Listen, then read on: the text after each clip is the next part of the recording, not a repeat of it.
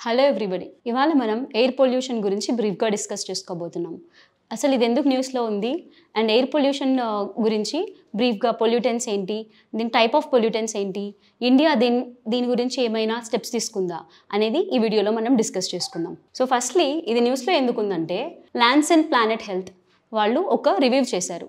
So ఇందులో ఈ study ప్రకారం పొల్యూషన్ అనేది ఆల్రెడీ ఎక్కువ పొల్యూషన్ ఉన్న సిటీలోను అండ్ తర్వాత మోడరేట్ పొల్యూటెంట్ సిటీలోను ఒకవేళ పొల్యూషన్ గ్రోత్ రేటు ఎక్కువైతే సో ఈ డిఫరెంట్గా ఎలా ఈ సిటీస్ అనేవి ఎఫెక్ట్ అవుతాయి అని చెప్పి ఈ స్టడీలో తెలియజేయడం జరిగింది. సో ఈ స్టడీలో చెప్పడం ఏంటంటే ఇక్కడ 2 సిటీస్ని ఎగ్జాంపుల్గా తీసుకొని ఈ స్టడీలో ఉన్న రిపోర్ట్ని ఎక్స్ప్లెయిన్ చేశారు. ఒకటి వచ్చేసి ఢిల్లీ, ఇంకొకటి వచ్చేసి బెంగళూరు.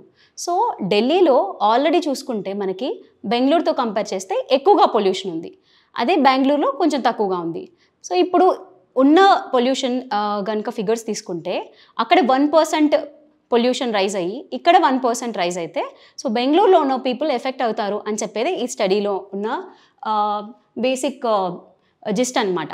సో ఇక్కడ వీళ్ళు చెప్తుంది, ఇక్కడ అర్థం చేసుకోవాల్సింది ఏంటంటే ఎక్కువ 1% అయినా తక్కువ పొల్యూషన్ ఉన్న సిటీలో 1% ఇంక్రీజ్ అయినా అక్కడ ఎఫెక్ట్స్ ఎక్కువ అవుతాయి, అక్కడ పీపుల్ దీన్ని టాలరేట్ చేయలేకపోతున్నారు. కానీ ఆల్రెడీ పొల్యూటెడ్ సిటీలో పొల్యూషన్ ఎక్కువగా ఉంది కాబట్టి 1% అనేది రైజ్ అయినా అక్కడ పీపుల్ ఎక్కువ ఎఫెక్ట్ అవ్వట్లేదు.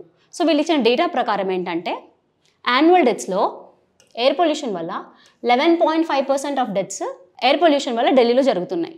అదే బెంగళూరులో చూసుకుంటే 4.8% డెత్స్ జరుగుతున్నాయి. అండ్ ఇందులో కూడా 10 సిటీస్ యొక్క స్టడీస్ కనుక చూసుకున్నట్టయితే 7.2% ఆఫ్ యాన్యువల్ డెత్స్ ఈ 10 సిటీస్లో షార్ట్ టర్మ్ PM 2.5 వల్ల జరుగుతున్నాయి, అంటే పర్టికులర్ మ్యాటర్ 2.5. సో ఈ PM 2.5 ఏంటంటే it is one of the pollutants అనమాట. ఈ పొల్యూటెంట్ అనేది డస్ట్ పార్టికల్. ఈ డస్ట్ పార్టికల్ యొక్క డయామీటర్ అయితే ఏదైతే ఉందో అది 2.5 మీటర్స్ కానీ మైక్రోమీటర్స్ కానీ అంతకన్నా తక్కువగానే ఉంటుంది. సో అందుకే దీన్ని PM 2.5 అని చెప్పి షార్ట్గా మనం పిలుచుకుంటాం. So most of the deaths ఈ PM 2.5 వల్ల జరుగుతున్నాయి అన్నమాట. అండ్ ఇంకొకటి ఏంటంటే ఒక క్యూబిక్ మీటర్లో తీసుకుంటే ఈ క్యూబిక్ మీటర్లో ప్రతి 10 మైక్రోగ్రామ్ రైజ్ ఆఫ్ PM 2.5 వల్ల 1.42% డెత్స్ ఇంక్రీజ్ అవుతున్నాయి అన్నమాట. ఇది వేరే కంట్రీస్తో కనుక కంపేర్ చేసుకుంటే చాలా ఎక్కువ. అయితే చైనాలో తీసుకున్నట్టయితే ఒక క్యూబిక్ మీటర్కి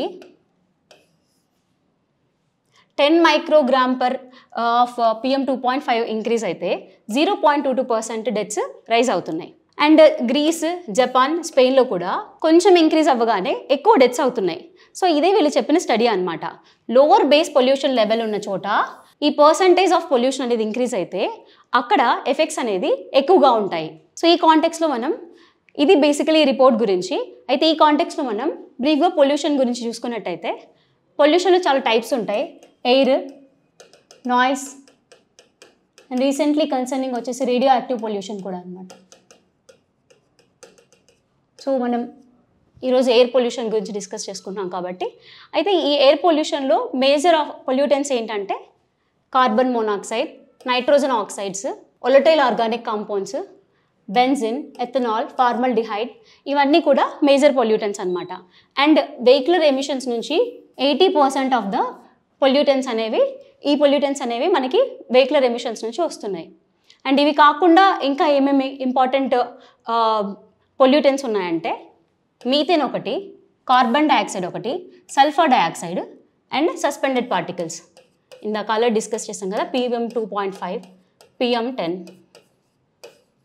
సో ఇవి మేజర్గా పొల్యూటెంట్స్ అనమాట. అయితే ఇందులో టైప్స్ కూడా ఉన్నాయి ఈ పొల్యూటెంట్స్లో. అంటే ఇనిషియల్గా బీయింగ్ ఏ ప్రైమరీ పొల్యూటెంట్ అంటే if it self is causing something harm so వాటిని మనం ప్రైమరీ పొల్యూటెంట్స్గా ట్రీట్ చేస్తాం. అదే ఇవి వేరే ఎలిమెంట్స్తో రియాక్ట్ అయ్యి ఇవి సెకండరీ పొల్యూటెంట్స్గా ఫామ్ అవుతాయి. సో అప్పుడు కనుక కొత్త ఎలిమెంట్ కనుక ఫామ్ అయితే దాన్ని మనం సెకండరీ పొల్యూటెంట్స్ అని చెప్పి పిలుస్తాం అనమాట. సో ఈ టైప్స్ ఆఫ్ పొల్యూటెంట్స్ తీసుకుంటే ప్రైమరీ పొల్యూటెంట్ ఒకటి, secondary pollutants, quantitative pollutants and qualitative pollutants. Primary పొల్యూటెంట్స్కి ఎగ్జాంపుల్గా carbon monoxide, carbon dioxide, oxides, nitrogen oxides కానీ సల్ఫర్ ఆక్సైడ్స్ కానీ చెప్పుకోవచ్చు. అదే సెకండరీ పొల్యూటెంట్స్గా ఏం చెప్తామంటే ఈ ప్రైమరీ పొల్యూటెంట్స్ వేరే దాంతో రియాక్ట్ అయ్యి నెక్స్ట్ ఫామ్ అయిన పొల్యూటెంట్ ఏదైతే ఉందో ఇది సెకండరీ పొల్యూటెంట్ అనమాట. అలా ఫామ్ అయిన వాటిలో ఎగ్జాంపుల్ ఏంటంటే pan, peroxy acetyl nitrate. So దీని గురించి మొన్న తెలంగాణ గ్రూప్ 1 ప్రిలిమ్స్లో కూడా క్వశ్చన్ అడిగారు. సో క్వశ్చన్ ఏంటంటే సో స్టెప్స్ అడిగారనమాట ఈ పాన్ ఫామ్ అవ్వడానికి. మనకి ఇది primary pollutant nitrogen oxide and pan secondary pollutant అని తెలిస్తే దీనికి ఈజీగా ఆన్సర్ చేసేయచ్చు అనమాట.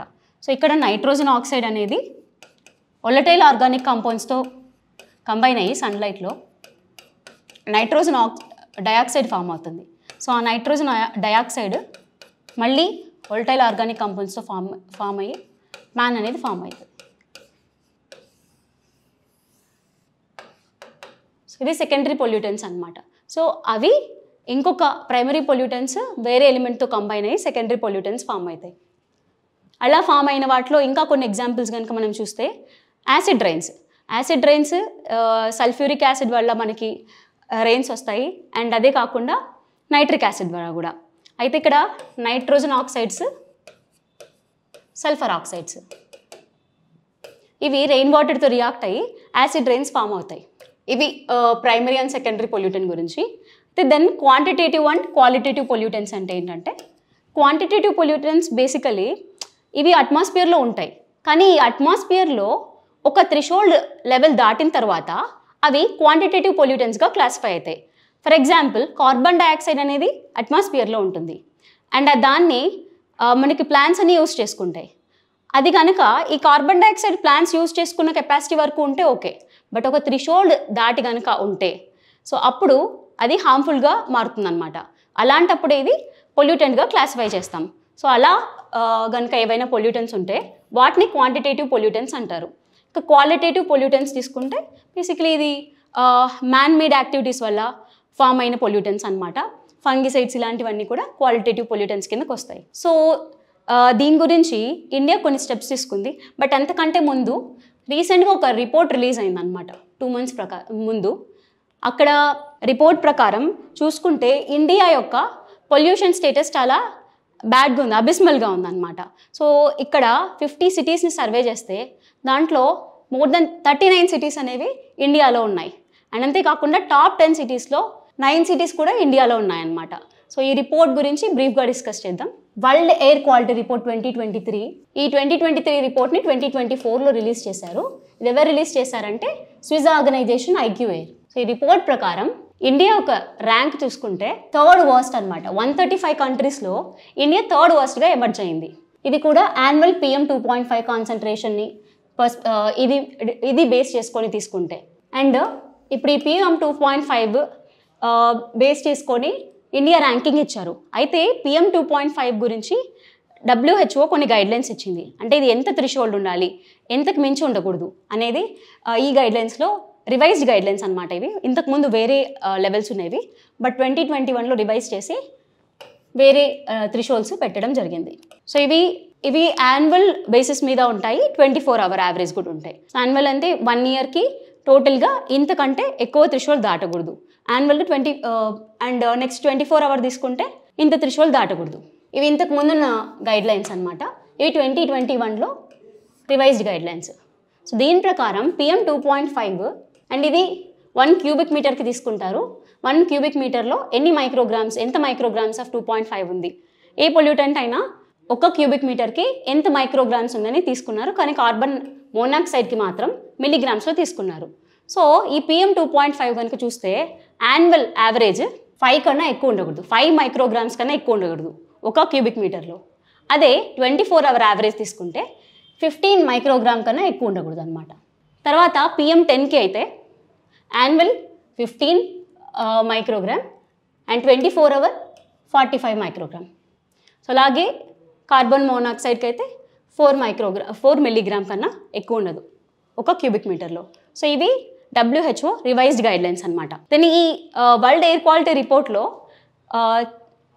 టాప్ 5 మోస్ట్ పొల్యూటెడ్ కంట్రీస్ ఏంటంటే బంగ్లాదేశ్, పాకిస్తాన్, ఇండియా.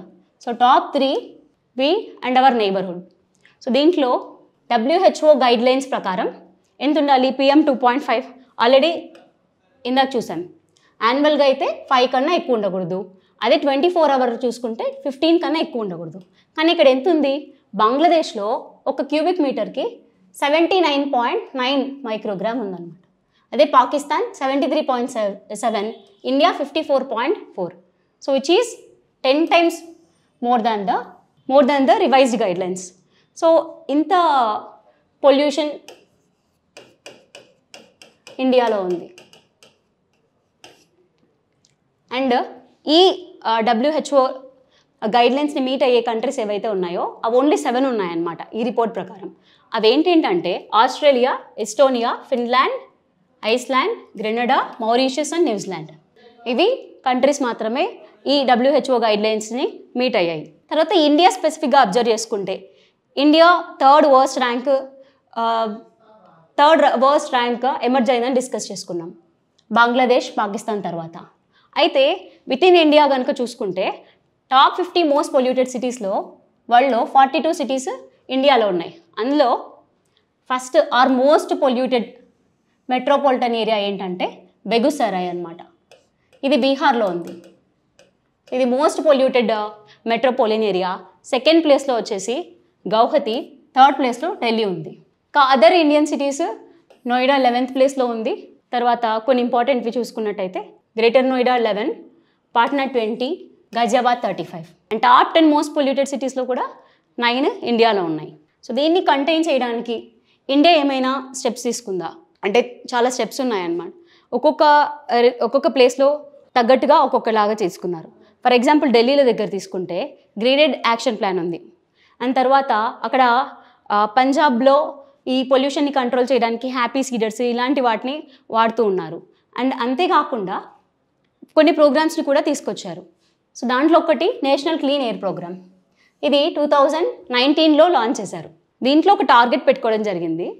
అయితే ఈ టార్గెట్లో PM 2.5 లెవెల్స్ని 2017 బేస్ ఇయర్గా తీసుకొని 20% తగ్గిస్తామని చెప్పారు. కానీ దీన్ని 2022లో రివైజ్ చేసి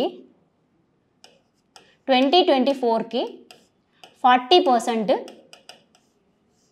2017 లెవెల్స్తో పోల్చుకుంటే 40% తగ్గిస్తామని చెప్పి రివైజ్డ్ టార్గెట్ పెట్టుకున్నారనమాట. సో ఈ నేషనల్ క్లీన్ ఎయిర్ ప్రోగ్రాంలో 132 సిటీస్ని CPCB central pollution control board identify చేసి అక్కడ ఈ ప్రోగ్రామ్ని గురించి మానిటర్ చేస్తూ ఉంటుంది. అయితే ఇక్కడ ఏ పొల్యూటెన్స్ గురించి తీసుకున్నారు అండ్ దాన్ని ఎట్లా క్యాల్కులేట్ చేస్తారంటే first national ambient air quality standards అని ఉంది. సో ఈ NAAQS ambient air quality standards ఎంత ఉండాలి అని ఒక సెట్ ఆఫ్ పొల్యూటెన్స్ని కన్సిడర్ చేసుకొని వాటికి టార్గెట్స్ పెట్టుకున్నారు. సో అందులో ఎన్ని పొల్యూటెన్స్ ఉన్నాయంటే 12 పొల్యూటెన్స్ ఉన్నాయి. సో ఇవి అన్నమాట: PM10, 2.5, sulphur dioxide, nitrogen dioxide, carbon monoxide, ammonium, ozone, lead, benzene, benzopyrene, arsenic, nickel. So ఇవన్నీ కూడా ఈ స్టాండర్డ్స్ కింద పొల్యూటెన్స్గా ఐడెంటిఫై చేసి వాటి యొక్క పొల్యూషన్ లెవెల్స్ని తగ్గించడం ఆబ్జెక్టివ్గా పెట్టుకున్నారు. అండ్ అంతేకాకుండా మనకి నేషనల్ ambient ఎయిర్ క్వాలిటీ స్టాండర్డ్స్లో 12 ఉన్నాయి. ఇది కాకుండా ఎయిర్ క్వాలిటీ స్టాండర్డ్స్ ఇండెక్స్ వస్తుంది. ఇందులో మాత్రం 8 పొల్యూటెన్సే ఉంటాయి. సో ఇది గుర్తుపెట్టుకోండి, ఎందుకంటే ఎగ్జామ్లో కన్ఫ్యూజ్ అయ్యే ఛాన్స్ ఉంది. ఎయిర్ క్వాలిటీ ఇండెక్స్లో ఓన్లీ 8 పొల్యూటెన్స్ ఉంటాయి, ఇక్కడ 12 పొల్యూటెన్స్ ఉంటాయి. అదే నేషనల్ ఎయిర్ మానిటరింగ్ ప్రోగ్రాంలో 4 పొల్యూటెన్స్ ఉంటాయి. సో వీటిని రెగ్యులేట్ చేయాలని చెప్పి ఆబ్జెక్టివ్గా పెట్టుకున్నారు. అంతేకాకుండా ఇంకా మనకి ఆడ్ ఈవెన్ వెహికల్ స్కీమ్, తర్వాత BS6 vehicles introduction, electrical vehicles. So ఇవన్నీ కూడా పొల్యూషన్ తగ్గించడానికి ఇండియన్ గవర్నమెంట్ తీసుకున్న యాక్టివ్ స్టెప్స్ అన్నమాట. Thank you for watching.